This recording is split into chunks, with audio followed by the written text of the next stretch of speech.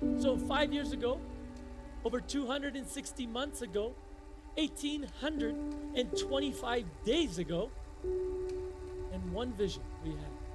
Welcome to our first and ever all hands meeting at Roma Moulding. This meeting came about because of all of you. We want to improve communication to all of you, and that's our commitment. This 1 hour is very important to us. I want everybody to get really that we closed our company down for 1 hour right now. This is our 8th all hands meeting ever. It's really incredible how far we've come. Holy smokes, this is our 10th all hands meeting. All hands meeting 18, folks. All hands meeting 20 is a culmination of your hard work, your dedication, your determination. We had one vision that we wanted people to come to work and actually be happy. Our culture is so important to us here at Roma, and we constantly talk about fulfilling our culture. How do we make it intentional? How do we grow the culture here at our company? One of the things that we want to touch upon is company culture. Culture is what defines us as a company, not our moldings. What is the whole mission? Like, why are we all here? This was our culture. It was a culture of stress and a lot of work. And I want to build Canada's happiest culture, North America's happiest culture. We can change the world. We can focus on happiness. But I came back and I said, how do we create a company where we blur the lines between work and play? That you're doing some of the best work of your life, but you forget you're actually working and yet doing something out of passion. So the project is called Open, Fun, and Happy. Lo and behold, with some patience, we have a beautiful new clubhouse. 9 out of 10 of us truly believe that this is a great place to work. 10 years ago, we created that vision. We didn't know how to fulfill on it, but we made that commitment. Today, our core values not only are still with us, but they guide everything we do. So the theme was we are, like who we are, but not who we are as a company, but who we are as an industry. Your will to win, your will to challenge the status quo. You guys are why I wake up every day. You guys make me proud every day.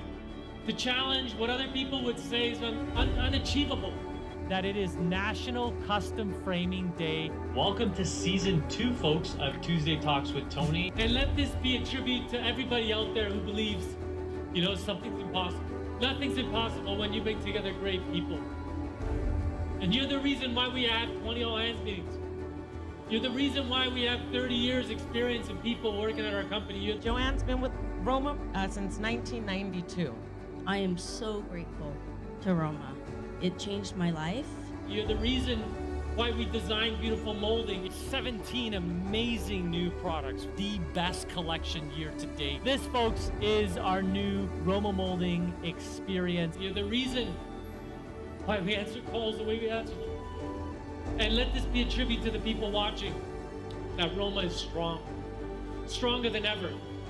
Stronger to make a difference and shine a light on anybody that feels down. That's who we stand for.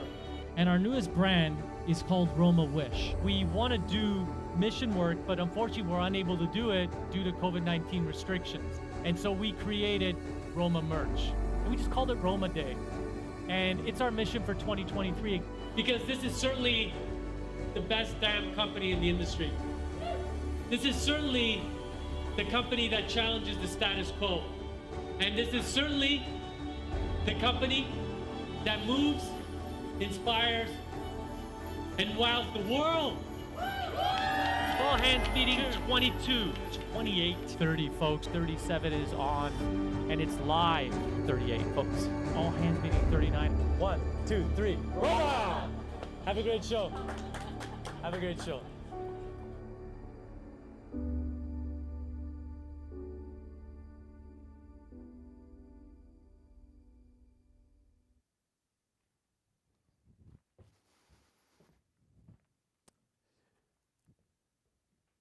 So this morning, on the eve of, or on the morning of All Hands Meeting 40, I do what I normally do. I wake up at 6 a.m. I either head to the gym or I work out at home. And so I put in a great workout this morning. But on the morning of an All Hands meeting, there's a different type of energy. There's certainly nerves pumping through me. Although I've done 39 of these. Many keynotes later, presentations, there's still this level of anxiety to a certain degree, but met with this compassion and met with this determination to stand up on this stage and really talk about our company. And so as I was contemplating, and after the workout, you get a good pump. And this morning I did buys. That's why I'm hiding them today, but that's a joke. But after the workout, typically what I do, I go into a stretch. And I like to lay down when I stretch. And I lay down, and I kind of close my eyes and really focus on the part of the muscle that I'm trying to stretch out so that I don't get, any injuries. It's just a good practice that I've done, and perhaps many of you have done. And so I was doing that, and then the mind starts going, right? My mind starts going, man, it's all hands meeting morning. There's a lot at stake on this one. It's a different format. Will the team get it? So all these things come in. And then, folks, I'm flooded. Like, just picture a flood. A flood of emotion comes over me upon gratitude, right? This feeling of just, I want to get the right word, appreciation, right? Appreciation for, my life, for living. Like, appreciation that I have 2 feet and 2 hands, and like I'm relatively healthy, and I'm in North America, and then it goes on to like I got a good family, I got great kids, not perfect, but I got a great team at work, many of them, and the overwhelming many are my friends. Then it goes into like everything we've done like flashed right in front of me. So from that first photo of all hands meeting 1, painful, to being on this stage today, and that's really what I want to set the context for today. And it's going to be an incredible next hour and a half, I hope. And I hope that you feel it, because you've been a big part of it. And so this all hands meeting is really a tribute to all of you. And we're gonna go through some highs in this all hands meeting. Hopefully we'll go through some lows, and then we're gonna catapult into what's next. And I know a lot of our friends are watching. I know a lot of my family are watching. I know a lot of our suppliers are watching. Our USDCs are watching. Our BPSs across the nation are watching. All of you are here, about 50 strong in the audience. Thank you for being here. And so I'm flooded with this emotion, right? And then it got me thinking of all hands meeting 40. And even as I was planning this all hands meeting, I said, how do we commemorate 40? It's a pretty big milestone. From you saw number 1 to where we are today, I think it's a pretty big milestone. And then I got thinking of the signification, the symbolism of 40. And I don't know if you're all into symbolism, but certainly I am. And I think 40 in my life represents something. And then I got thinking of 40, what does 40 mean? Did some research, and while we were creating this deck, I wanted to share a few interesting symbolism of 40. So first off, in biblical scripture, 40 signifies new life. Pretty cool. And there's many different passages where it talks about whether it's 40 days or 40 nights or 40 years, signifies new growth, a restart, a pledge into the future, rebirth. As many of you women know, it takes 9 months to give birth to a beautiful miracle, but it also takes 40 weeks. It's 40 weeks. And men, you probably are keeping count of those 40 weeks. As Ross? Not Ross. Because, and it's tough. Listen, I empathize with women. My wife went through, hell and back. We had challenges having children. So those 40 weeks, her highs and lows, I was right with her. It was tough, but it's 40 weeks to bring forth a miracle, a child into this world. Whether you know this or not, fun fact, there's this product that we all use. And it was only over 40 trials that it was created, and they call it WD-40. Anybody use WD-40? Yeah. Now, I don't know the validity of WD-40. Is it just a cool marketing story? Because it would have been weird calling it WD-31. I think that'd be weird. But we know it today as WD-40. Whether you know this or not, the Bible was written by 40 men. Interesting. In biblical scripture, Jesus was tempted in the desert for 40 days by the devil. Noah and the great flood was for 40 days and 40 nights. And the Israelites, after being freed from bondage over the Egyptians, wandered the desert for 40 years before they crossed into the promised land, which is today Israel. And something to note, and I'm not sure many of you know this about me, but I was Catholic by birth, but I was baptized as an adult Christian at 40 years old. It just, the symbolism, it's not like I waited for 40, that's when God called me, and I was called. And so I got water baptized as an adult at 40. And 40 years ago, my father and his two business partners started Roma. 40 years ago. It's a long time. Just think of 4 decades. And as many of you know, within our company, core value number 7 is, let's hear if you guys know it. Be humble. Thank you, whoever said that. Core value number 7 is be humble. And this is the exact photo that sits on my desk as a constant reminder of how far we've come. You know, when I have trials and tribulations, I look at that photo and say, you know, I got to get out of my pity party pretty quick, because these guys had what otherwise was a traveling road show. By the way, they did trade shows every month. I complain about them once a year. But my father and his two brother-in-laws, Nino, my uncles, Nino and Tony, it was 3 of them. There's 2 in the photo, and you could probably pick out who my father is and Nino. They would travel every month and put up a trade show. So they'd go to like Hamilton, I think it was Burlington, it was Toronto, it was Ottawa, Montreal, and various parts of Canada. And they would drive there with what otherwise looks like a science fair project. They'd put it up, and they'd get their most spiffy clothes on and go to town, right?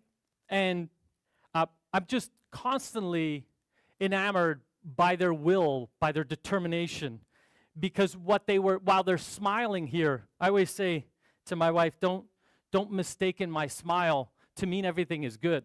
I intentionally walk through that door. I get clear, like I'm intentional in the car. Before I go in my house to greet my wife and kids, I actually go through this clearing exercise where I actually try to leave everything that happened in the day, good or bad, in that car, and then I say a few words to become intentional about moving forward. So I tell her, please don't mistake the smile for everything's perfect, but I choose to walk in as perfect I could be for you and the kids. And I think that's what John and Nino did as their first trade show in 1984. And so to commemorate, and it's getting a little hot up here, to commemorate 1984, let me see, Ross, thank you. So if you haven't guessed already, to commemorate 1984 and the birth of this company, we've created some new swag, which I think you're going to love. And there's more to come on that. But I love this photo for so many reasons. And so this past week, as I was creating this for the deck, I sat with my dad, and I said, when you guys were at those trade shows, like, how was it? He goes, you know, Tony, we showed up our best. We put the best foot forward.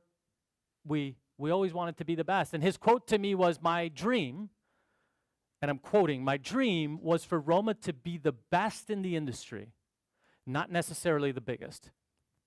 It's 40 years ago in September. And he said, well, we were going to these trade shows. There were companies 100 times our size.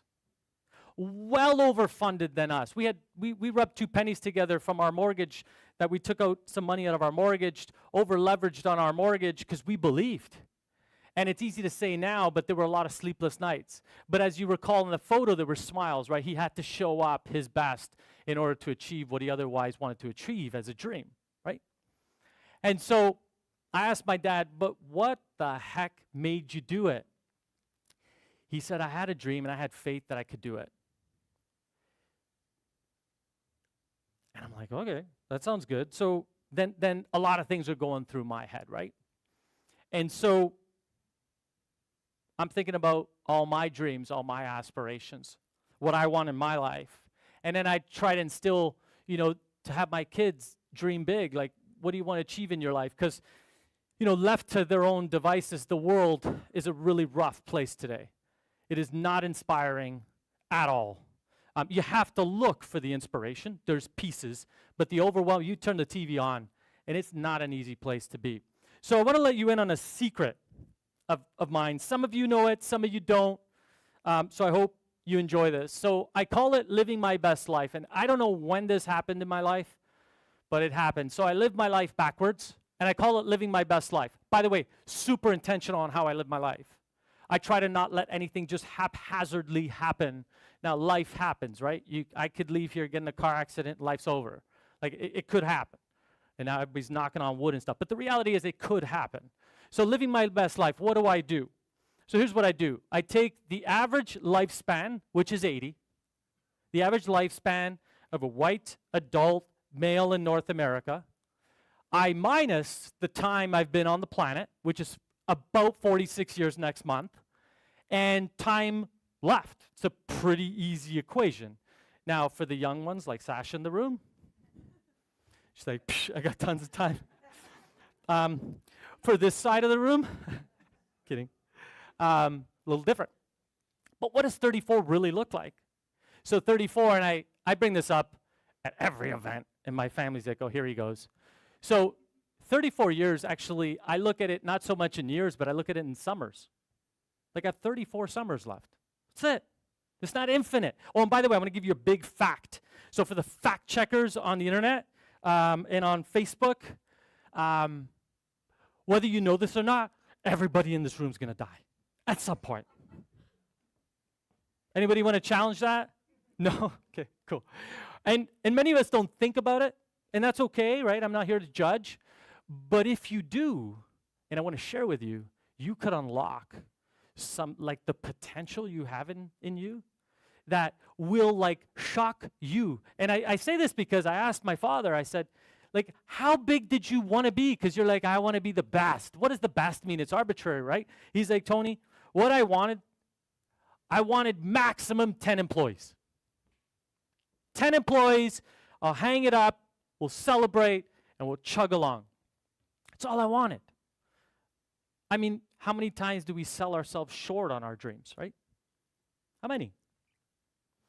And I think the very essence of why we're able to do these sorts of things is because someone somewhere dreamed of a live stream event, of lights, of TVs, of stages, of like everything you see around you is created by people no different than you. So back to 34 years, which is 34 summers. Here's where it gets really fun. I have 400 months left, around 408 months left. I have about 1,632 weekends left.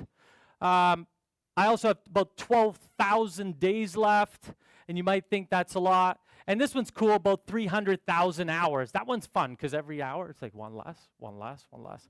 And so if that's not inspiring enough for you or motivating enough for you, and if you're not squirming enough in your seat at this moment, I created something I've been wanting to create for a very, very long time. Do you guys want to see it? Yeah, all right, great. So I call it Living My Best Life Chart, right? So what I did was I put every line represents a year in my life, and I put it down to 85, because some people are squirmy with 80. It's just a thing. So I put 85 years and 52 up top. So you then pencil in how many years you've completed. That's how mine looks. So why I like this, right? So there's others who do it and they're like, my 4K, 4,000 weeks, or I'm like living my best life. Why? Because I look at this and this gives me motivation. We got to get shit done now. We got to book that trip now. We got to work our butt off now. We got to send that parcel out now.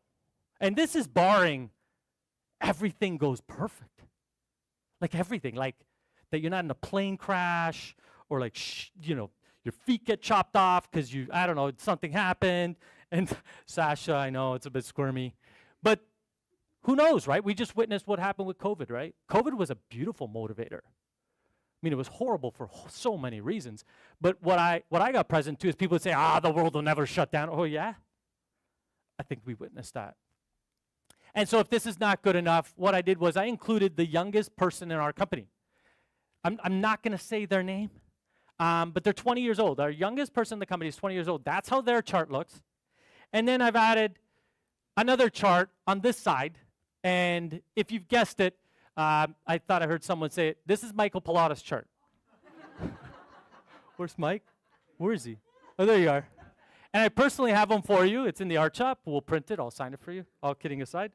But didn't he look great in that photo? Like, what was that, 13 years ago? He still looks good. I'm just kidding him. So depending on where you are in this scale. So I'm thinking about having these printed. If anybody wants one, not mine, obviously. They're going to be empty. If you want one, I'll personally make it for you. I'll put it in a roll for you, and I'll have it. Because genuinely, I want you living your best life. This is not to scare you. It's to inspire you. It's truly meant to inspire you. And so this year, what I took on with my family, I printed out, they think I'm nuts. I printed out calendars. So what did I do? April, May, June, July, and August. Because summer in Canada is about 12 weeks, maybe, if you're lucky. And so what I did was I purposely walked into the future of April, May, June, July, and August. Now I put in what I want to accomplish. Like if it's, if I have to travel, if I have a mastermind event, a keynote, a vacation, some time off, time to maybe white space where I really want to kill it and go deep, maybe my one-on-one. So my schedule is booked. There's obviously, gaps. So then I got on the phone and called my family and said, hey, listen, you know how we did that thing at the beach last year? Yeah, I've looked at my calendar. I've given you a few dates. And they're like, for when? Well, July. They said it's February. I said, no, but if we don't do this call today, it won't, what? Happen. And how many of our dreams don't happen? And the answer to that is a lot. A lot. Like you guys are full of potential. We're all full of potential. God created us perfect. Perfect in every way. Each uniquely different. All 9 billion of us or 8 billion of us. All uniquely loaded with gifts to make this world a better place. So my question is, what's holding you back from your dreams? Like I want you in that space. Here's what I want you to do. Turn to your partner and say out loud, what's holding you back from your dreams? Go. A little louder, like you intend to say it. Exactly. Like what's holding you back?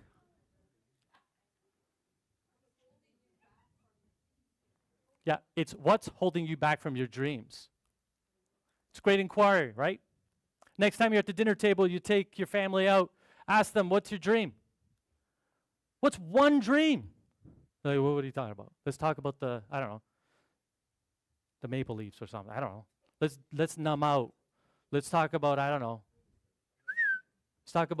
let's get real. That's how, if you can imagine, that's how our conversations go. But they don't always go good. But hey, that's just how the cookie crumbles, right? So what's holding us back from our dreams? And this is where I want to change things up. I'm going to use a whiteboard. So if anybody knows me, I love whiteboards. Where's my whiteboard marker? Right here. Here we go. So in order for this to work, obviously the people who are live streaming, you could scream at the screen and we might hear you. But if you're in the room, I want you to answer this question. What do you think holds us back from our dreams? Insecurity? Fear? Laziness. Ooh, self. Doubt. What else? Hold on 1 second. Say that again. Help others. What did you say, Dina? What about other people?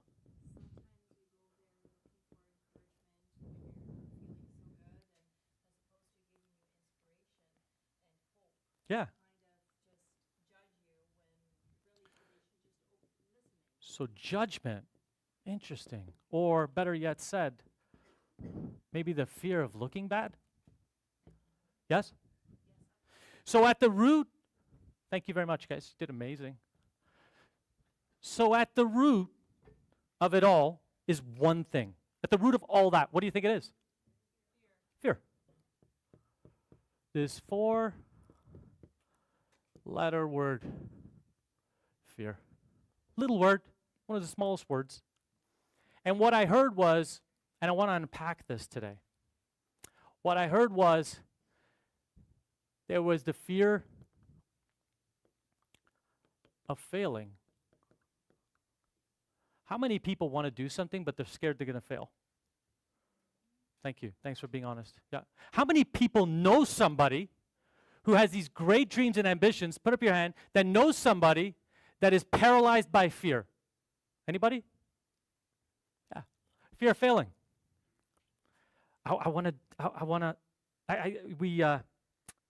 We went skating the other day, and we saw someone from our church. They're a bit older than us, and actually he's in his 60s, and Sienna was all over them, my little one, and he was a little wobbly, right, on the ice, but you know what, and he was just about to get on, and he's like, hey, Sienna, I'm just learning. I took skating lessons at 60 plus, and he had this helmet, and he had his, right, and we might laugh, right, but I admire someone like that at 60 years old to strap on a helmet, elbow pads, and be shaky. I applaud that person. How many people want to learn? My mother doesn't know how to ride a bike. She's going to kill me, but I don't care. Do you know how many people around the world don't know how to ride a bike in fear they're going to fall and hurt themselves? Fear of failing. Do you know how many people in this room have some of the best ideas for our company's success, but they're scared it just might not work? So second thing you folks said, which I love, was the lack of, who wants to finish this? Self-confidence. What does that look like, right? The lack of self-confidence. I have this dream, I want to do this thing, I want to climb this mountain, I want to learn how to ride a bike, I want to learn how to chop on the saw, I want to learn how to join molding. But what do you think goes in their head? Just blur it out. How does that show up in your life? What if I mess up? I'm not good enough. I'm not good enough is paralyzing. Says who? Says who? We can't hold all hands meetings because, why? Says who? And self-doubt is paralyzing. That's the next step, right? And then the last one that I heard was, I think, Sasha, you helped me on this one. It was the procrastination and lack of motivation. Now, another way said,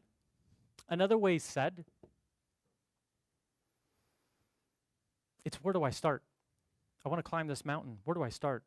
I want to learn how to skate. Where do I start? Do I have to call the skating arena? But I'm going to look stupid.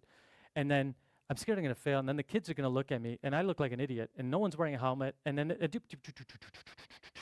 paralyzation. Dream dead. And this is kind of rough, right? Lack of motivation. Because I know all of you don't lack motivation. But at the center of motivation, I read this somewhere. It said, it's not so much a lack of motivation as it is a fear of failure. Because I know a lot of people who buy the gear, but they can't put the skates on. And they're usually paralyzed by these two things. So, Question number 1. How many of you have dreams and ambitions? How many of you in this audience have dreams and ambitions? Like really, work with me. Okay, good. Good, thank you. So, next question. By the way, how are you liking it so far with the questions? You guys doing really good, by the way. Turn to your partner and say, I'm doing really good. Thank you. All right. How many believe your dreams, your actual dreams that you just put your hands up, are hard? How many of you? How many believe your dreams that you want to accomplish are hard? Thank you for being honest. And then this question is really great. Who knows someone who has given up on their dreams altogether? Yeah. Thanks for being honest. That's a scary one. Now, whether it's you, or whether it's your husband, or your partner, or your kids, this one hurts me the most. Because when you give up on your dreams, life as you know it is the beginning of the end. It's the beginning of, what do you have to look forward to? There's nothing. There's no aspiration. I think what kills humans, besides cancer and all the other things, is the lack of dreaming. Because as humans, we have one thing different than all other mammals. We have hope. And the dream is linked to hope. If we don't have hope and aspirations for the future, what do we have? Just being? Just sucking air? Eating? Gorging? Watching Netflix? What do we have? So here's some truths I wish I knew in my 20s, and I know you're going to wish you knew these in your 20s. Number 1, it always seems impossible until it's done. Now, we've all heard it, yes? Yes? Nelson Mandela, it always seems impossible. By the way, if you want to be inspired, read his autobiography. Jailed for I don't know how many years, comes out and does what he does in the world. Amazing. How many people would have given up the first moment they put the jail uniform on? They're just debilitated. I'm finished, life's shit, it's over. I might as well die. Take a look at this. This film, made in 1903, recalls the first flight of this primitive biplane making aviation history. As the two brothers prepare to attempt the first catapulted takeoff, man's age-old dream of flight becomes a reality.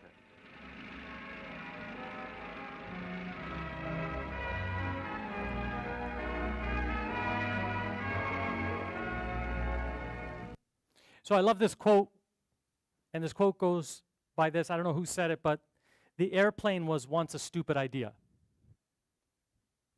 Whoever said that was deathly wrong, obviously. I thank God the Wright brothers didn't listen, right? I love this Napoleon Hill quote. By the way, we have a lot of these books in our library in the clubhouse if you want to take them. Napoleon Hill, great author. Tons of books and literature, really, really smart man. He said, whatever your mind can conceive and believe, it can achieve. I'm too weak, too slow, too big. I ate too much for breakfast. Got a headache. It's raining. My dog is sick. I can't right now. I'm not inspired. Makes me smell bad. I'm allergic to stuff. I'm fat. I'm thin. It's too hot. I'm not right. I've got shin splints, headache. I'm distracted. I'm exerting myself too much. I'd love to really, but I can't. I just can't. My favorite show is on. I got a case of the Mondays, the Tuesdays, the Wednesdays. I don't want to do this. I'm gonna do something else. After New Year's, next week, might make a mistake. I got homework. I feel bloated. I have gas. I got a hot date. My coach hates me. Mom won't let me. I bruise easily. It's too dark. It's too cold. My blister hurts. This is dangerous. Sorry, I don't have a bike. I didn't get enough sleep. My tummy hurts. It's not in my jeans. I don't want to look all tired out. I need a better coach. I don't like getting tackled. I have a stomach ache. I'm not the athletic type. I want to get sweaty. I have better things to do. I don't want to slow you down. I have to do this? As soon as I get a promotion, I think I'll sit this one out. And my feet hurt.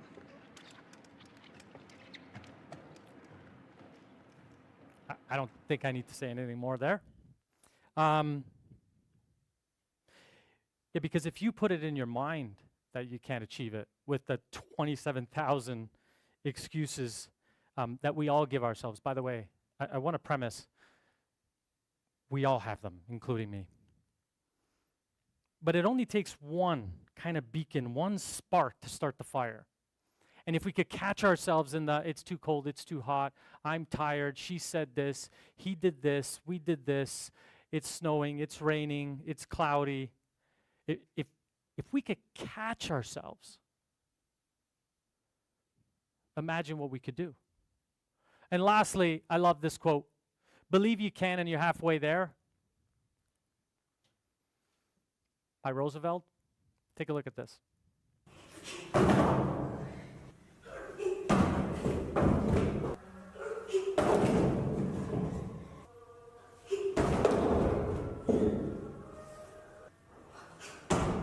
Funny.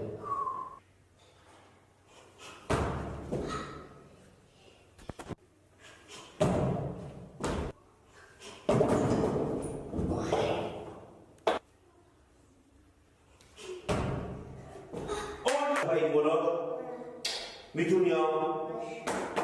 바라고 드린 거지, 맞지? 오케이? 뭐라고?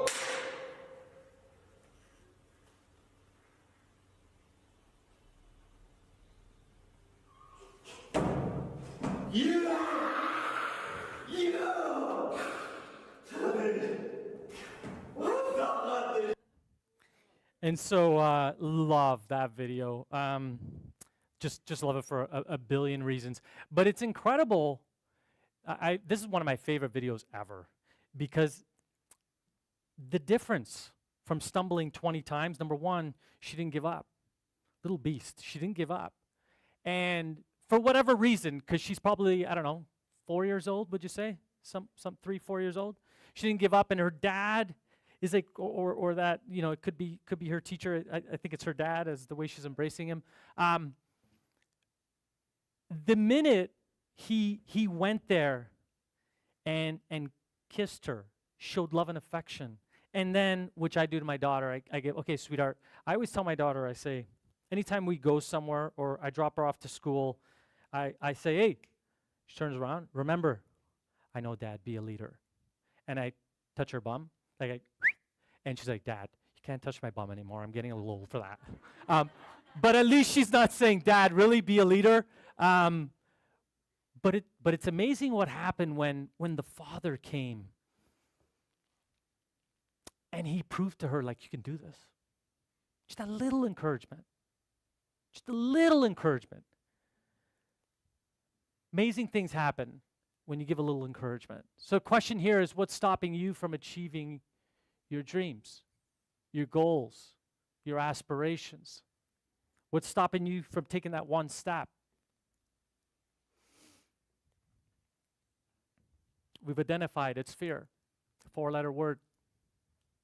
It's not a big word. And we've identified there's 3 areas. Because, by the way, knowing what fear is, you can say it's fear. Yeah, but what about fear? Let's peel it back. It's the fear of failing. I'm scared I'm going to look stupid. Just scared I'm going to look stupid. Like, I don't think I can do it. I'm going to fail. Next would be the lack of self-confidence. I'm not good enough. That's a poisonous conversation. Catch yourself in your head. By the way, when I run Spartan races or any races, or when I'm on this stage or at a keynote or defying the odds of anything, even something as beautiful as we're going to eradicate faxes and everybody's against you, there's something in you that you have to believe. And you got to catch yourself. You got to catch yourself. Because what goes in is self-doubt. Man, is everybody else right and I'm wrong? Man, I don't know if I'm good enough. I don't know if I'm a professional speaker enough. I don't know if I'm a CEO enough. I don't know if I'm a good dad. I don't know if I could join the frame. I don't know if I could answer those calls. I don't know. And then the last one is the procrastination, lack of motivation, which I call, what's the next step? What's one step? Because all people need is one step. Many people, when they want to learn, if you ask my mom, what do you think the first step in riding a bike is? What do you think her answer is? I don't know. It's that one step. So, and at the center of all that poison is where the fear is. That's where the heart of the fear is. And so, fear can either mean, and I want to get rid of this for a second, so I don't fall.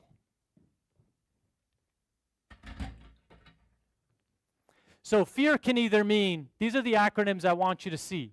Fear can either mean forget everything and get the heck out of here. This is a great video on that. Take a look. Can we get some more volume?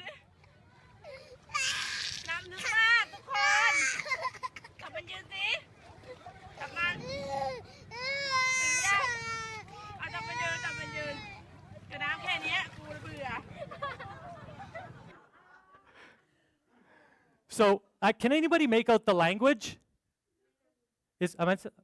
Vietnam? Okay, great. Because I knew it was that part of the world. I just wanted to figure it out. Cute kid. I'm not trying to call him out, but that kid represents all of us. That kid is all of you and me. I don't know how to.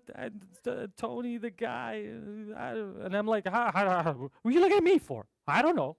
Anastasia will come to me, Tony, this happened. You're the pro. Michael will come and say, Tony, this happened. And many times they figure it out. But on the occasion, Tony, this, I'm like, you're the pro.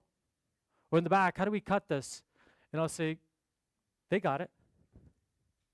And so the moment someone came and I'm like, hey, kid's like, I'm cool. Did you notice when he got up? Nothing to see here, folks. I didn't cry. Nothing happened, right? I just think it's beautiful. Or you could look at fear as forget everything and rise. And it's when you reframe fear, when you hit fear in its face, when you combat fear, when you stand up to fear, when I can do this, and you go into this, I call it some distortion in my head, because, by the way, when I'm running Spartan races and I'm picking up an 80-pound ball of cement for whatever the heck reason, I'm bringing it down there and back, I am nasty to myself. So my head is saying, this is heavy, this is stupid, why are you doing it? Just drop it, you'll do 10 burpees and you can go. And then the other side of my brain is like, shut it. You can do this. People are looking up to you. Be the change. Inspire others.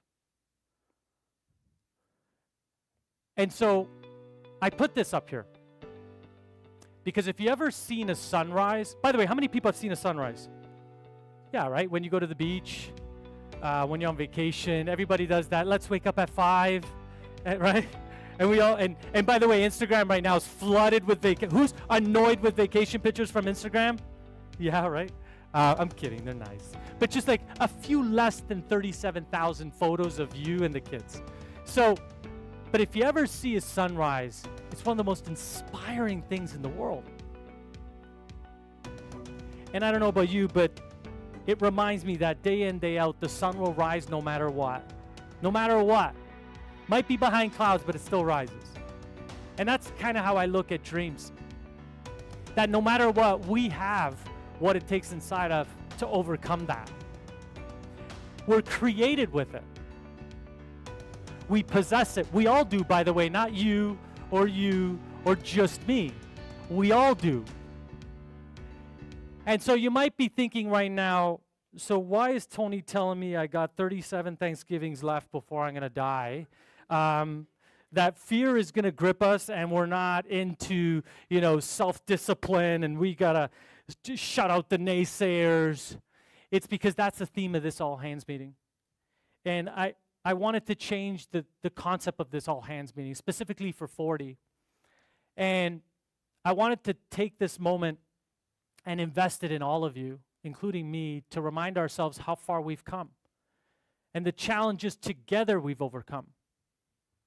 Because this is not a one-man or one-woman show. This is a team. We couldn't have overcome what we did if it wasn't for all of us. And so I hope by the end of this all hands meeting that you reframe fear, where you can go from fear to fearless, because that's what all hands meeting 40 is about. So welcome to all hands meeting 40. Who's excited to be here? Let me hear it. All right, so while I'd love to tell you on March 3rd, 2011, when our company was in the thick of things in the global financial crisis, I'd love to tell you it looked like this, but it looked a lot more like this. we were in pain. So I'm bringing you back to 2011. And it was at that time where there was a fork in the road for me. And we were hemorrhaging millions of dollars. We were losing people. Recruiters wouldn't recruit for us. We had lost our way. We didn't treat people well. We treated them as a commodity, no different than a computer or a desk. And then we hoped and wished that somehow, some way, we were going to win. So it was scary. And at the heart of it, I remember one month we were down 40%. 40% down. This close to 50 points. And obviously, we thought there was something wrong with our computer system. We made Teresa do tons of report. Like, can you validate the numbers? Because there's no way. Like, we're blaming everybody and everything else, but not. We couldn't come to grips with that we were down 40%. And so what happened is we got confused, we got perplexed, we were foggy. There was a lot of missteps. We didn't treat people well. We did a lot of the same, and we did everything wrong. And that was because fear had gripped us. Because think about when you're in fear, you're not logical. You're illogical. I'm not good enough. That's illogical. Says who? Says who? Now, there's going to be naysayers out there. We'll talk about them in a second. But that's a choice. Listen to naysayers as a choice. And the naysayers could be your parents. Many parents are naysayers. And it's not because they don't love you. It's because they have their own insecurities and fear. Because they love you. And so this is when the first moment that I got gripped with the failure of fear. With the fear of failure, sorry. Holy crap, the business that my father started is taking on water. We're sinking. People are leaving. This is bad. I'm traveling 40, 50 flights a year. We're doing tons of trade shows. We're throwing tons of stuff on the wall, hoping for things to stick, and nothing was working. So I'm like, can this really be? Can this really be? And I was gripped. I was paralyzed. And that's a metaphor of how I felt. It's a metaphor. So that's when there was a fork in the road. And I'm sharing this with you this morning because many of you who are in our company don't know how far we've come. And in order to know where we're going, you need to know how we got here. And so there was a fork in the road. And I looked at my dad and said, we got to do something different, Dad. He said, well, we're going to do more shows. We're going to do more this and more that. And my dad's one of the smartest guys I know in the world. One of the smartest. Gave me my personal PhD. And what did I do? I resourced. I called people. I'm like, dude, I need some help with the business. I took it upon myself, swallowed my shame, swallowed my guilt, swallowed my self-doubt, and I called people. By the way, it's amazing what happens when you call people genuinely for help. I don't know anybody I've ever called to say, Tony, I'm too busy. Boom. Nobody. Everybody I called. I'm like, dude, how are you dealing with the global financial crisis? What are you doing? How do I do it? And so I was in Las Vegas at the time, and I've probably been to Vegas about 50 to 60 times in my life for numerous trade shows. I've done 10-day stints in Las Vegas, like I am Las Vegas out. But we were at a trade show at the World Market Center, and there was nobody there. Zero. Relatively zero customers coming through. And you can imagine we had a 7,000 square foot showroom, and it was a ghost town. And so the leasing agent came in and said, Tony, tonight, if you'd like, I'd love to treat you to dinner with a few other industry folks. I'm like, all right, I could use a drink. And remember, I'm just self-doubt. The world's going to end. This is crap. I'm not good enough. And so I went, and I sat at a table with, I think there was 6 people, and one lady, we hit it off, and after 5 minutes, she gave me this book, and she could clearly hear I was distraught, I was in pain, I was cynical, like this world's shitty, the economy, like everything was I was not in possibility, let's put it that way. And either she wanted to shut me up or she really wanted to give me the book. I don't know which one, but she gave me this book with quintessentially changed my life. And changed my life because it reframed what was possible. Many of us don't dream because we don't even know it's possible. We don't go after our goals because we don't even know it's possible. My dad didn't even know he could have a company with 300 people. He thought 10, that's the limit of his dream. Good or bad, that was his limit. Some people's limit could have been far lower, right? Some people don't even dream. So I got this book, and it's a book about how a company delivers happiness, and it was Zappos.com. You guys know I talk about this often. They were a pillar for me. I got to meet Tony Hsieh. We had dinner, the CEO of the company. We had dinner in his condo in Vegas. And I remember this like it was yesterday. I said, listen, Tony, I want to learn about how you, like the book was great and all. I didn't believe much of the book. But I went to Zappos myself, and I saw like what was possible. I didn't even know that's possible. But then the self-doubt kicks in. Well, it's Las Vegas. They're American. They're much more open. They're you know, it's all the laws are different. People are happier in Vegas because there's more sun, the vitamin D, blah, blah, blah, right? All this stuff goes through your head. And I remember sitting in his condo having dinner, and there was maybe 10 of us. And I said, this is what I want to do. I explained to him the dire straits of our company. The company wasn't an inspiring company. I said, we can't find great people. He said, listen, by the sounds of it, here's my advice to you. I think you should shut down the company, and I think you should go next door or across the street and open it up again. Well, what do you think went through my head? How, in my right mind, am I going to go to John and say, we got to shut the company, like bring it to zero, and then the next day we're going to open up next? Like, it wasn't even possible. While it was good sound advice, it wasn't even a possibility. And then I said, okay, well, if that doesn't work, what's option 2? He said, option 2 is, I'm here to tell you it's possible. It's going to be a lot of work. It's kind of like Dumb and Dumber. You know at the end of Dumb and Dumber, right? So you're telling me there's a chance, right? That's kind of how I felt. And thinking to myself, hard work, I can do that. I think I can do that. And so that's where the spark ignited. And so I came back, did the flight home, pumped, because that was my kind of, push. It was my pep talk. It was my kiss on the cheek. It was my proverbial, it's possible. And that's all it takes many times. He didn't give me the roadmap. This is what you do. This is how you do it. This is not what you do, blah, blah, blah. No. He just planted the seed. Planted the seed.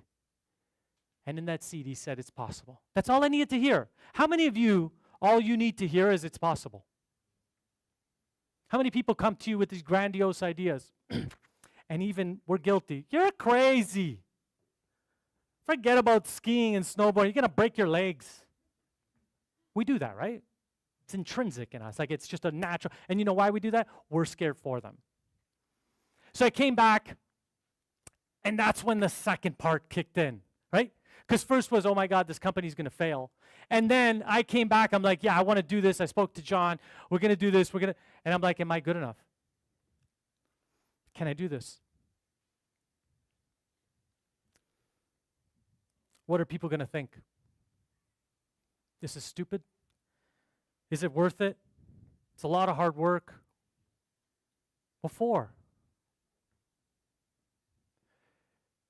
But I did it anyways. And one thing I learned in my resources and my friends is I got this beautiful quote from Eleanor Roosevelt. It said, you wouldn't worry so much about what others think of you if you realized how seldom they do. I'm going to say that in layman's terms. If you really get, because our self-doubt is like, what are people going to say? What are people going to think? Looking bad. I don't want to look bad. I'm going to let you in on something. People don't care. They're too busy, caught up in their own life, their own marriages, their own drama, and it's not necessarily a bad thing. It's just the truth. Knowing that unlocks the power. And I got buddies who are on Instagram and Facebook and speakers, and they're like, you're not speaking to the camera because you don't think you're good enough. And I'm like, no, I'm just busy, and I just, I prefer to do it this way. That's a nice way of saying I don't want to do it that way. and it's try to be a cop-out. And you guys know I have the no excuses t-shirt, right? And he's like, dude, you have a no excuses t-shirt? Like, I'm going to call your shit out because I actually care about you, and I think you have a message for the world. Whoa.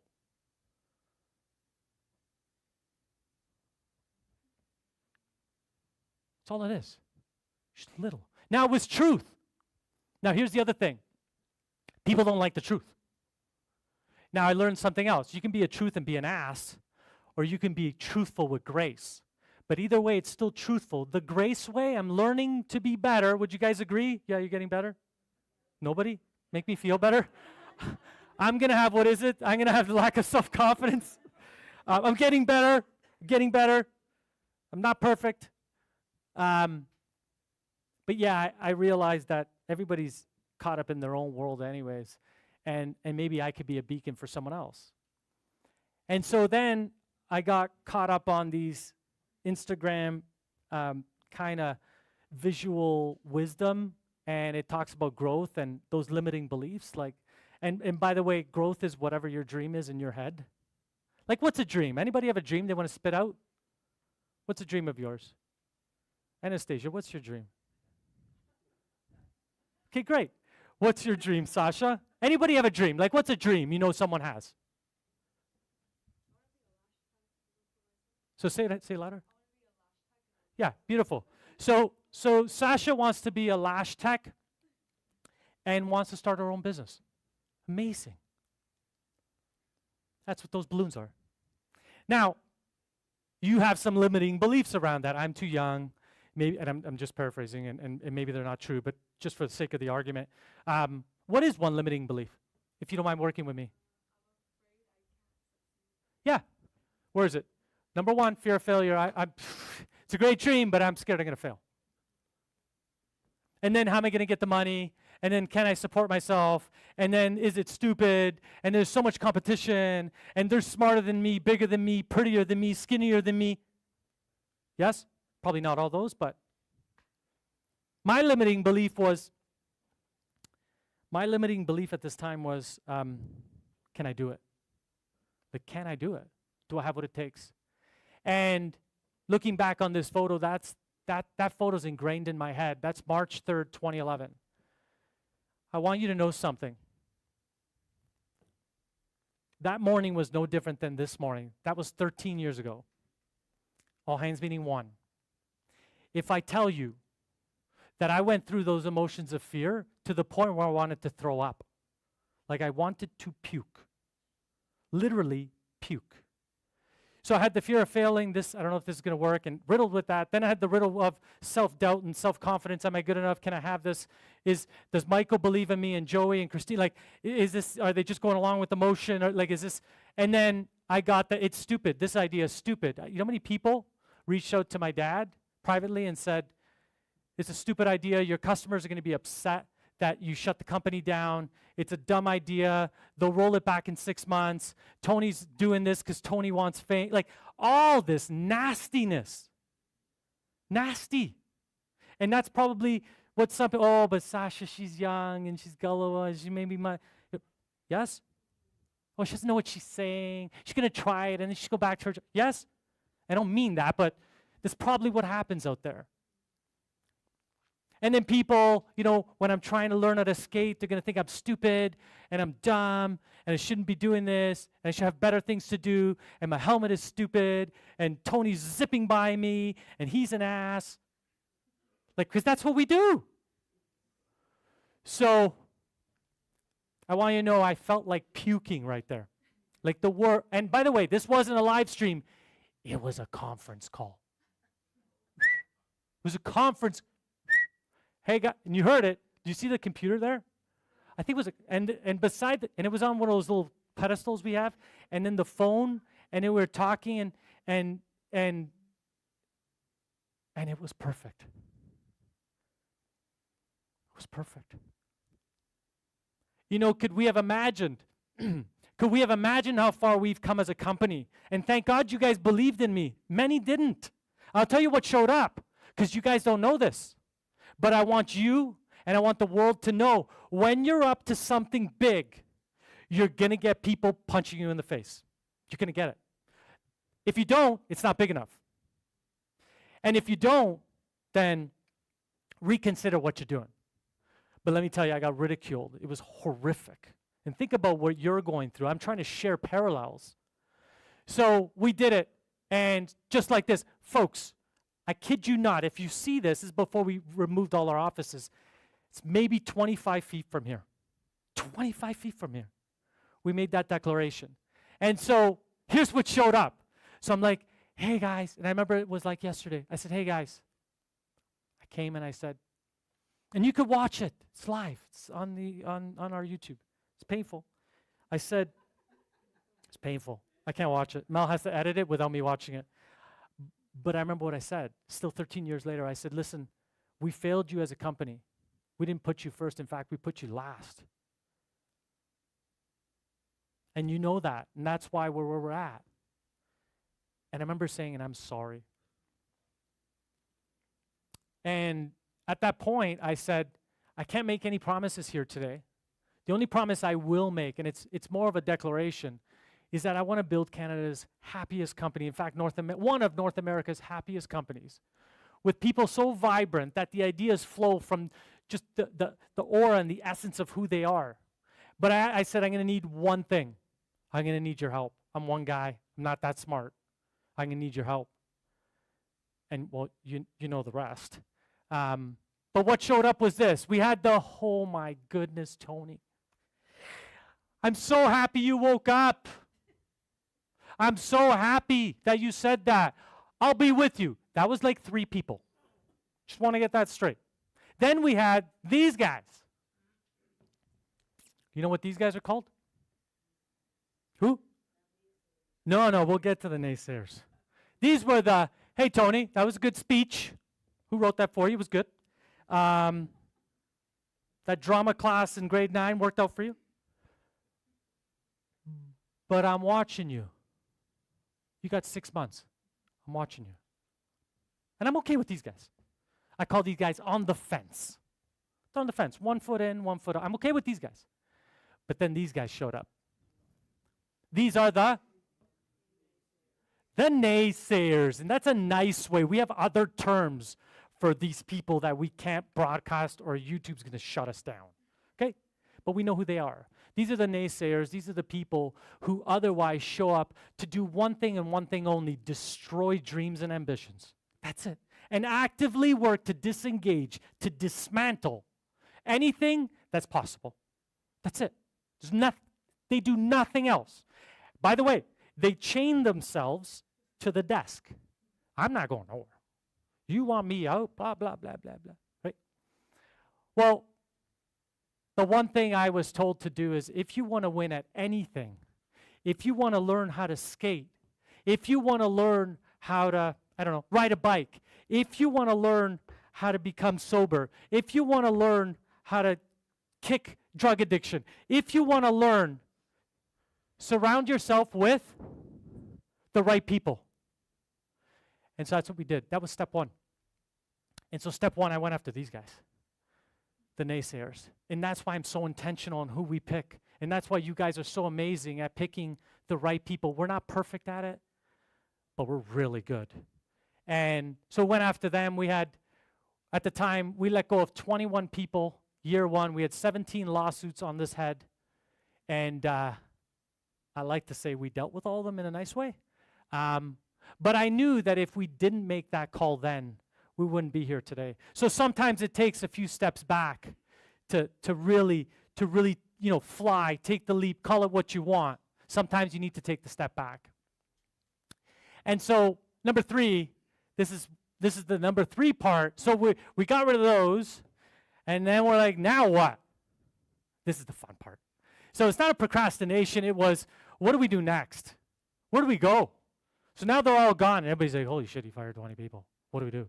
Holy crap. Right? Well, here's what we did, right? So while I'd like to say all of us dream in this fashion, it's going to be this, I'm going to find a building, someone's going to give me their lashes, and then I'm going to magically buy a desk and get infrastructure and security for cyber attacks, and we're going to hire, like, it's just magic, right?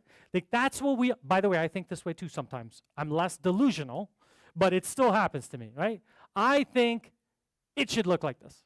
But the reality is, it looks like this. Now, there's those people in the room and the energy and like it's going to be all right and don't worry, don't focus on it. No, I take the adage that prepare yourself because it won't be easy. So when you get the first punch in the face, you know how to deal with it. Who knows the Tyson quote? Everybody's got a plan until the first punch to their face. Mike Tyson, love the guy. But this is the reality. There's going to be challenges. That's why we surround ourselves with great people. There's going to be threats. That's why we surround ourselves with great people. But if we know this, isn't it better that we know this? Or should we live in delusion land so that the first boom, you're knocked out, your knees. The first time you're skiing, you fall, that's it, I'm done. Or the first skate and you flip and you look like an idiot on the ice, I'm out of here. Like, isn't it better to tell your kid you're gonna fall on the ice? Daddy's gonna be here to protect you a little bit, but your bum's gonna be hurting. We got your knee pad. Like, it's okay, sweetheart, right? And that's what I tell my daughter. It's not easy.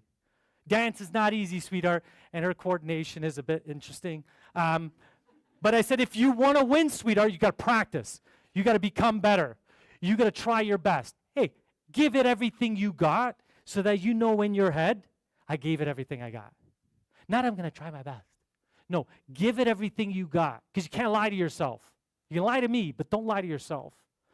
And so here's what we did, folks. I want to take you down memory lane. We built core values. By the people, for the people was a 6-month project. We created values that we said we're going to hire and fire by. So it wasn't going to be what I think. It was going to be what collectively we think and how we should live and how people should show up here at the company. And we'll course correct and we'll coach up and we'll coach out as a result of it. So we did that. We created an amazing mission to move, inspire, and wow. That was a big deal. That took a lot of time. Then we had to explain, what does move, inspire? I remember, Lizette, you were there, and someone came to me and said, Tony, what does it mean to move, inspire, and wow? Like, how do I know I did it? Like, it was beautiful. Like, because their intention was, I want to wow somebody. They just didn't know how to do it. It was beautiful. And then we were going to blur the lines between work and play. Folks, I hated work 13 years ago. I hated my own company. I hated all the people in it. It's just the truth. And I vowed, I can either be that person for the rest of my life, or I could take a different road, challenge the status quo, and be a beacon for not only myself and my kids and my family, but also to show people what's possible. And so I said, I want people to show up to work, not every day, because people have days. I tell people, by the way, you can have a day, you can't have a month. Would you agree?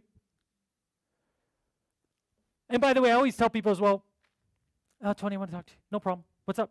And they're like, they want to throw up for like 3 weeks. I said, whoa. You got 2.5 minutes to throw up. 2.5. And I actually tell them you got a 10, what do I say? 1-3-1. It's the 1-3-1 rule. Some of you know it, some of you don't. You have one problem you can give me at a time because I'm not smart to give me 2 or 3. Give me one. Give me 3 possible solutions. And give me the one you want to do. It's beautiful. Try it. It works all the time. They're like, what do you mean? I have to pick one now? Yeah, just pick one. So we did that. And we started to see things start to move. You know, we weren't at the pinnacle. We were still at the bottom. But it was so many tiny little steps. So many little steps. And I can't tell you every single one of them, but I'm sharing the monumental ones. And then we started celebrating. Because this is what we do. We take our first step on the ice, and then we don't celebrate that you took the first step. So there's no real like, okay, now what's next? And now what's next? So we started celebrating everything. We celebrated Mary's, I think this was 30 years, right there. 30 years. I told Mary after 30, we don't celebrate anymore. I'm kidding. Where's Mary? Where? Mary, we love you. So we started celebrating. Imagine every time my daughter does a rehearsal, I'm like, yeah, that was okay. No, we come with flowers. Sweetheart, that was amazing. You did great. Encouragement. We hosted tons of tours, tons. And we started being a beacon for other companies. By the way, the company next door, the company there, they're like, why do you guys have freedom on the window? Why is everybody kind of walking in happy? And so we started hosting tours for other companies. And we didn't know exactly what we were doing back then. And we celebrated, it's Michelle Anderson, I never forget this moment. We celebrated, she won it was a sales award. Did someone say it? No? Trip? She won the trip, that's right. It was a sales award, and then she won the trip. Instead of flowers, we gave her a bouquet of molding. It was a lot of fun. She flew in. It was beautiful. We had confetti cannons. They didn't go off properly. It was really fun. But look at that face. How do you think Michelle's going to feel after that? I'm going to win the race 2 years in a row. We hosted more tours. These are people that they don't walk in this way. These were probably accountants, I think these were accountants. I don't know if you know this, but we've hosted companies, multiple companies, from total different industries. We've hosted landscape companies. The biggest landscape company in Canada drove in from Windsor. We've hosted dentists. Dentists. You ever go to a dentist? No one seems happy with the dentist. We hosted numerous accounting firms. I don't know why, but accountants seem to like this. And then they don't show up. By the way, they show up in ties. We take the tie. You're not allowed to wear a tie. That's the only rule we have.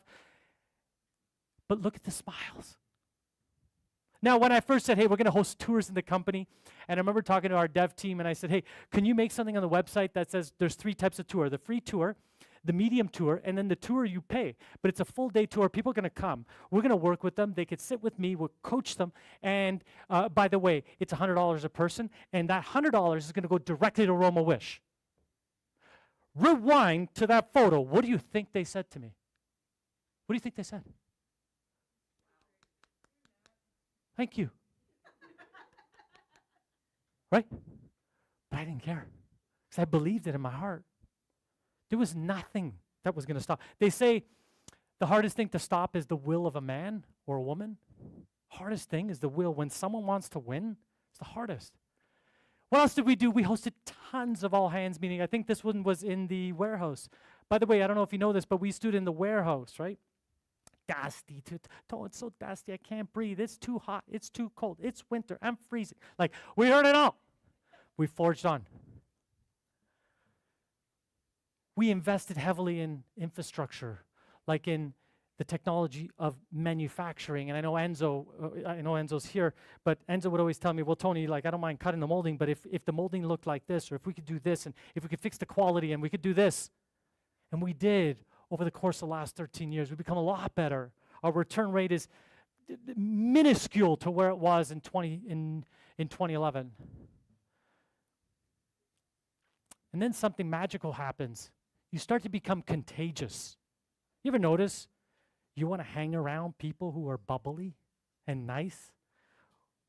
Yeah, that's the part where you say yes. Yes, thank you. Okay. I could name a few people I wouldn't mind hanging out all day because their positivity is infectious. And just like, and I want to tell people, like, I want to like say, can I hug you just like for like a minute? But that's creepy, and I won't do it. But there are people in this company I just want to hug for like a minute. And just, I want to embrace them and feel like they're just, when people say it's a God gift, I think it is, that you can be so infectious. So we're infectious, and this is in Italy. Because I'm like, guys, we work together. Show people what's possible in the world. This is a small family business. They do like 35% of all our moldings. How do you think they're going to make the next molding? How do you think they're going to make the next molding? You think they'll be fired up? Or, yeah, I got to make another stupid molding. What I do doesn't count. And so they blew this up, and because I'm like, blow this up. I want to remember this day. Blow this up. And then they brought the little dog in. It's just so beautiful. We did tons of product launches, tons of education, tons of wood sampling, tons of it. We hosted by and large, I'd like to say one of the best trade show experiences ever. Because we said, if we're going to show up, let's move, inspire, and wow the heck out of them. And we did. And one year, I remember when we first had our first ever trade show, my dream, I'm going to have to tell you this. This just comes ad hoc. So my dream was that we were going to get to capacity and that they were going to shut the booth down. Well, I didn't really give it thought, like, who's going to come shut your booth down? What is there, a booth police, right? Because do you ever go to, like, an event and there's a lineup wrapped outside? Like, think of the producer of whoever produced that film, that he or she gets to see people, like, as a manifestation of my thought, people are coming and this team built this. Imagine. And so I'm like, yeah, we actually wrote it down. Melissa has it. We're like, one of the goals, because we had goals for the trade show. Again, we don't just show up. We show up with goals. And I'll never forget this. So as a result of the envy that was in the industry, someone in the industry called the fire department. I can't make this up. Called the fire department. These gorillas come in. Like, they come in. And they're like, who's, and I don't know if it was Tanya Santana, I don't know who it was, told, like, there's the fire police, I don't know, someone, whoa. What do they want? So I'm like, hey, what's up? We got called. There's overcapacity in your trade show booth. We have to shut down your booth. I said, what do you mean shut down the booth? No, we're not going to shut it. Whoever's in right now is in. So as one comes out, one comes in. Folks, you talk about a marketing strategy. I couldn't have dreamt that up any better than what happened. So then we became the talk of the show. Roma was at capacity. The police were, the fire department was there. And then we're taking photos. Everybody's taking photos. It was beautiful. It was beautiful. Dream it, it'll happen. We also dreamed of having the best website experience online. Richard, who has the best experience online? That's right. And we're not finished. We're not finished. And then like always, we got to keep tooling up. How are we getting better? You got to sharpen the blade. And so we host leadership conferences. I think we're on 7 or 8. We host them right here. We're our leadership team. I strongly believe everything lives or dies by great leadership. And so I got to put my money where my mouth is. We fly everybody in and we spend 3 days and we talk about how can we show up to better serve the people of our team. That's it. There's nothing else. How do we show up better? So we've done a lot of those. Tons of strategy development. Tons of step backs and tons of, we thought this would work, but it didn't. And so we're doing this. Oh, that was good. And then we course correct. You know what this is? Who's that? That's our Saturday morning customer care meetings that I always eavesdrop on. Like, you name me another company that does a Saturday morning meeting to calibrate so we have no interruptions with partners to deliver wow on a level far ever seen in this industry. Who does that? We invest in a lot of tech.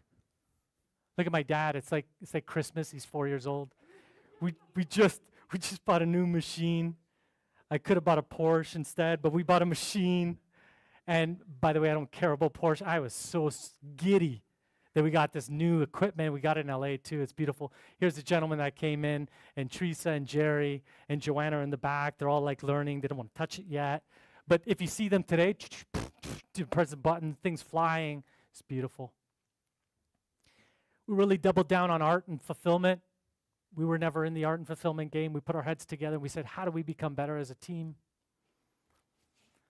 We did hello cards, amazing hello cards, so that when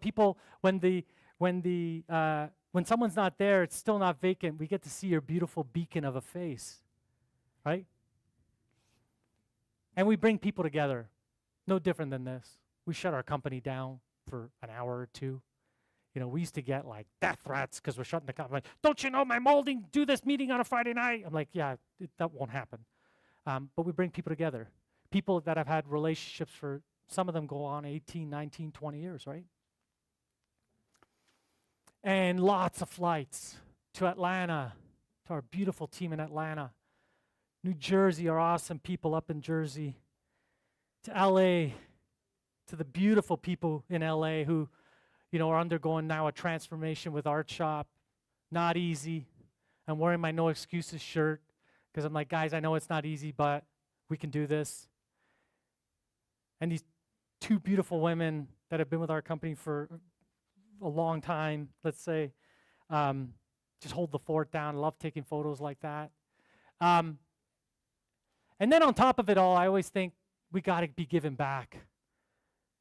Like, God's blessed us so much.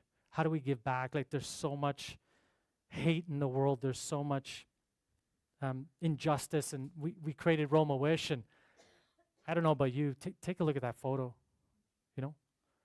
And we're doing manual labor. We're scrubbing floors. We're digging ditches. We're painting. All the while, we're on roofs. And by the way, we're going to do Roma Wish missions again. We will. But this was beautiful. And we host all hands meetings. Why do we host all hands meetings? Oh, I don't know. Just to calibrate, to come together, to celebrate, to acknowledge, to be reminded of what's possible in the world, because the world can be a foggy, noisy, convoluted place. And so as a result of that, I have Ravi. So as a result of that, maybe Ross, if you can grab that for me, please. Thank you. As a result, we're on the brink of our 40th anniversary, and I just thought, how do we celebrate our 40th? Do we do a big party? But then how do we do parties in different cities? And could we fly it's a logistical nightmare. And so what we've created, folks, is we've created new aprons for everybody in the production team. So shortly after this meeting, everybody on our team, production, will get one.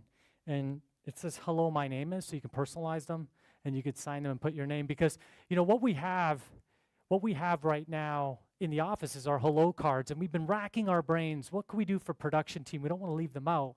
Although we have the team board, but I thought, and I looked at some of them, they looked disheveled, so we're giving everybody a free, we're equipping everybody with an apron. And Ravi didn't give me that back, so Ravi, you already have yours. So, and Ravi's a Tamil tiger, so you don't mess with Ravi. But it's a great photo, isn't it? It's a great photo. He's even wearing the Roma hat. And so here's something new I want to talk about. So we have core value cards. You guys know them. Ross, you mind bringing me the book? I know it's a lot of work, brother. Thanks. Let's give it up for Ross, folks. Thank you, Ross. Thank you. So there's this quote out there that says, be intentional on how you live because you might be inspiring people.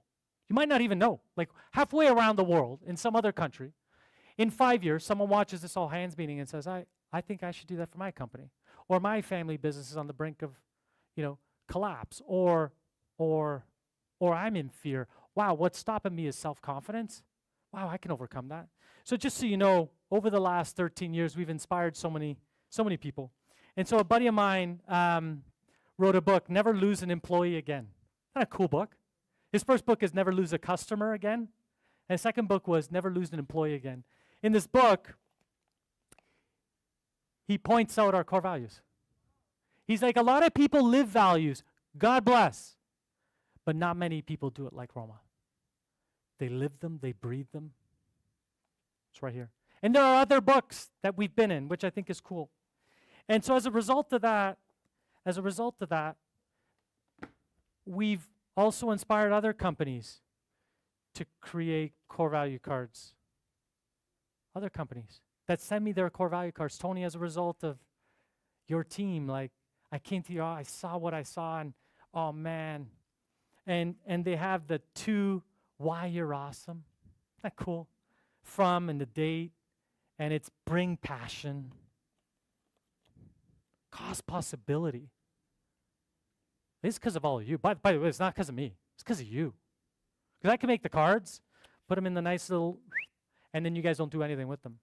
To date, me and Mo were trying to come up with what we thought is how many cards we've delivered in 13 years, and the number and the estimate, because on every core value awareness week, I think we give out a couple thousand. Is it 2?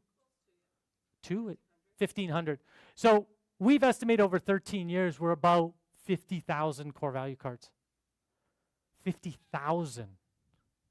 Because we give them internally, we give them externally, we give them to partners. It's an incredible number. And so in my hand, I want to introduce to you our newest card. It's called I Wish You Knew. This is powerful. So at every leadership conference, and anybody that knows me, before I go on, feedback is a gift, good or bad. Oftentimes, the bad feedback is the biggest gift, because we all have blind spots, right? Like, I didn't know I did that. I didn't know. And so at the end of every conference, I host an I Wish You Knew card exercise. And it's not this pretty. It's like literally a cue card. I write, I wish you knew, and I say, finish that sentence, please, on behalf, like, to me. Tony, I wish you knew. And if you haven't seen them, they're hanging up. I framed them good and bad, because a lot of the feedback that comes in bad is really good, right? That's how you can course correct. And you guys know we've done tons of surveys. I read every single survey. But this card is beautiful. So on the front is, and it kind of goes like this, like, this says to. So I'm going to play with Lizette. To Lizette, I wish you knew. And there's 5 different emojis. And one is like, hey, I wish you knew. It's not so happy that, you know, what's that I wanted to say? I wish I was considered for that role. Shit, I didn't even know you wanted the role. Or hugs and kisses. Hey, Lizette, hugs and kisses. The way you showed up in front of Wayfair, in front of X, in front of Y, or how you dealt with X, lit me up. Now, you could put your name and the date. That's up to you, or you don't have to. And then my ask is that you put this at their desk. Now, be mindful when you write this. This can either create or destroy. We're using this to create possibilities and give encouragement. Who's up for this? You guys like it? Round of applause, guys, so I know. Thank you. Okay, moving on, because I got to move on because I'm getting signaled. Moving on, I have this small infographic. It talks about all these ideas that we had, and everybody thinks you grab the bow, and on the first, boom, and you hit the success. Well, I'm here to tell you it's not that way. We failed more times than we succeeded. This all hands meeting, I've come up here multiple times and I've told you, hey, we thought we were going to do this and we misstepped. But we're going to try this again. We don't give up. Because in order to go to the victory, it's a lot of small steps, a lot of step back, a lot of step forwards. And I love this quote by Steve Jobs, you can't connect the dots looking forward, you can only connect them looking backwards. So you have to have trust that the dots will somehow connect. And his trust for me is faith, because fear is only present in the absence of faith. And whatever your faith is, you have to believe in something bigger than you. When you make the goal bigger than you, I will guarantee you can't fail. So while I'd like to tell you folks, all hands meeting 40, we're at the summit, everything's great, perfect, poof, put the flag. There is no mountain, there is no flag, there is no summit. It's all journey. This whole life is a journey. Remember, I got 37 summers left. Michael has a bit less. Sasha has a bit more. Meh. But life's all journey. And this one's a great metaphor, and I hope when you get in the car, you're reminded by this. So there's a small rear view mirror. Every car has it. There's a rear view mirror and this big windshield. There's a reason for that size variation. You're supposed to only look back a couple of times, but make sure you keep your eyes on where you're going. Because that windshield, that front is what's important. The back is kind of what's history. The forward is like the mystery. And all we have is the present right now in this moment. Right now. That's all we have.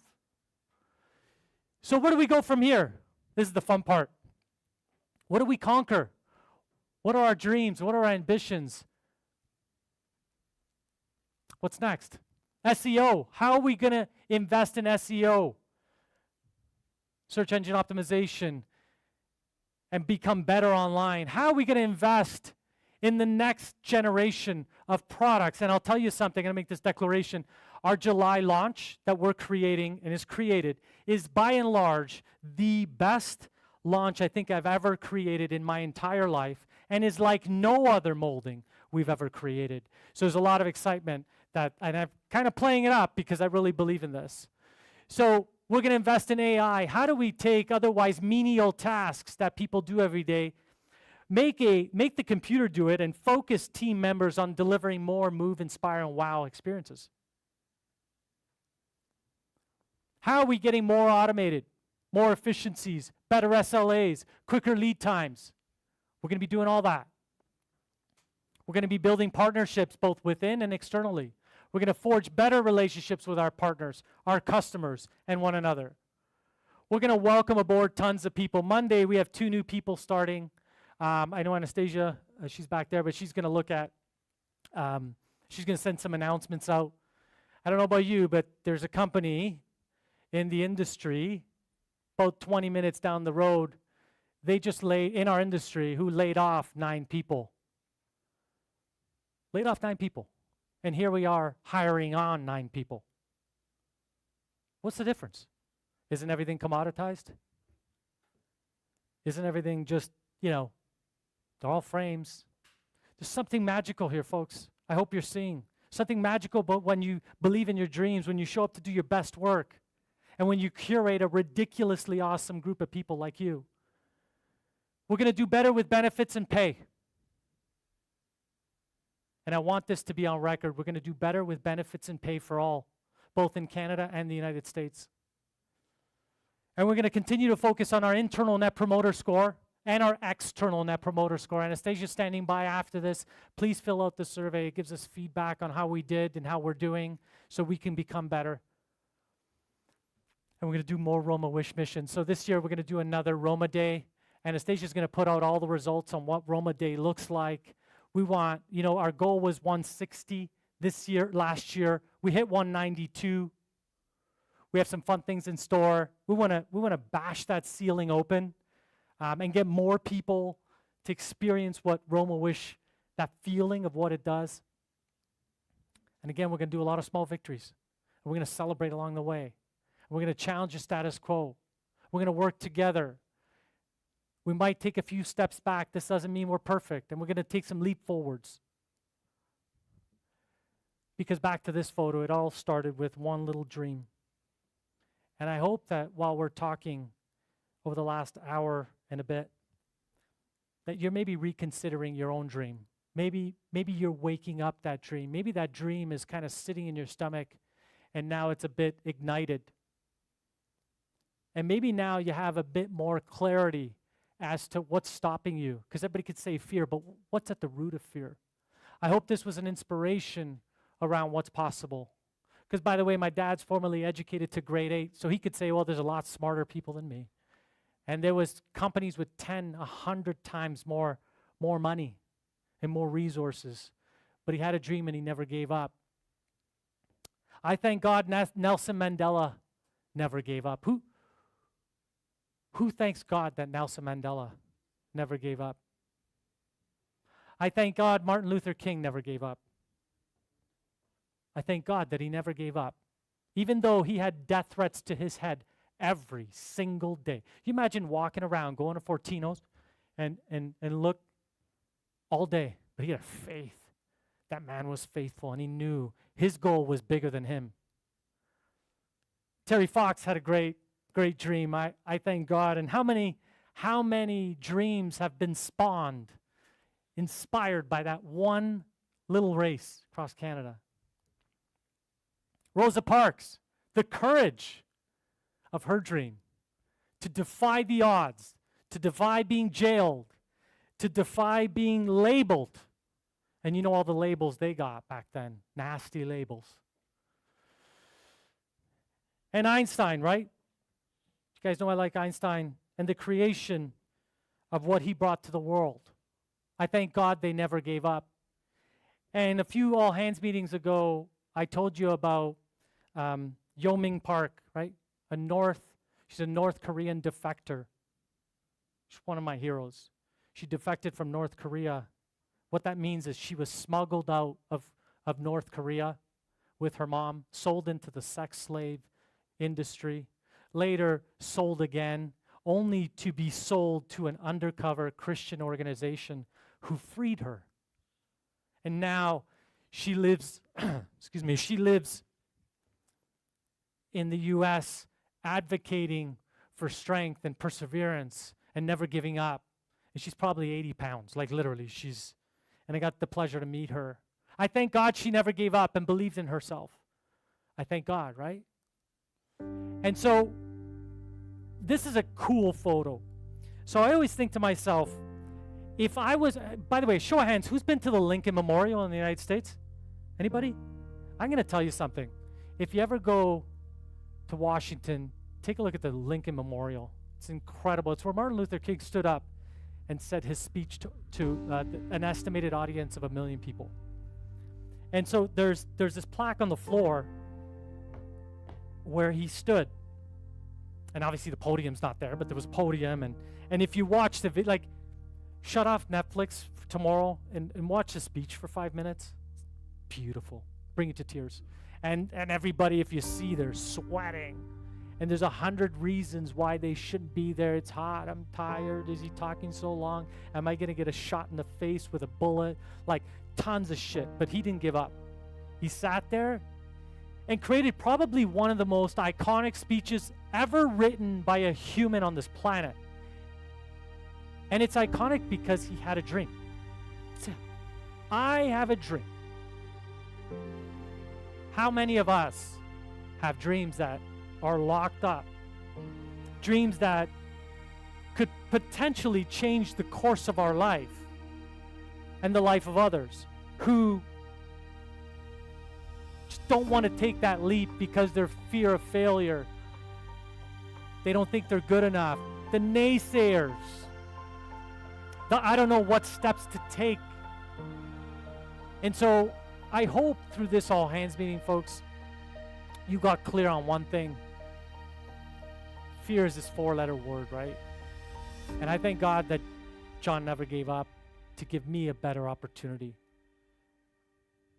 I thank God that he didn't stop. I thank God that we didn't stop on March 3rd, 2011. I thank God, because we wouldn't be here today. We wouldn't forge the relationships with Tanya and Lizette and Ross and Pierre and Sasha and Maria and Jennifer and David and Anthony and Brian and Ronnie in Atlanta and Jose and Memo and Tanya Santana. Who else? Peter and okay, Peter. I love you, Peter. But yeah, I thank God. I really do. So back to this morning.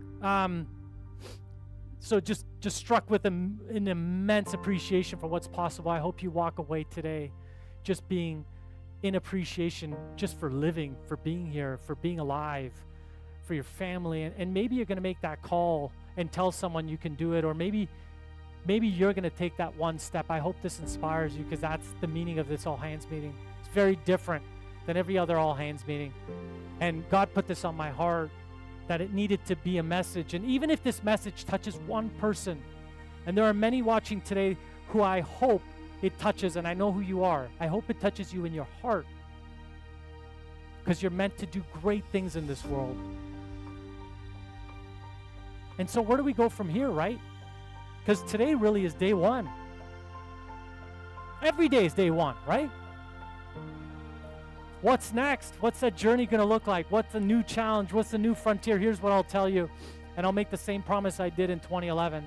I don't have all the answers, but I will incubate, I will create, and I will work very hard to uphold the values of our company so that we can work together to overcome whatever challenges are in front of us, because there's going to be many. But here's one thing I know. When you bring great people together, anything is possible. And I want you to know that from the bottom of my heart, that I'm sincerely thankful to all of you. I'm Tony Guerreri, signing off of All Hands Meeting 40, and may God bless you all. Thank you. Thanks very much.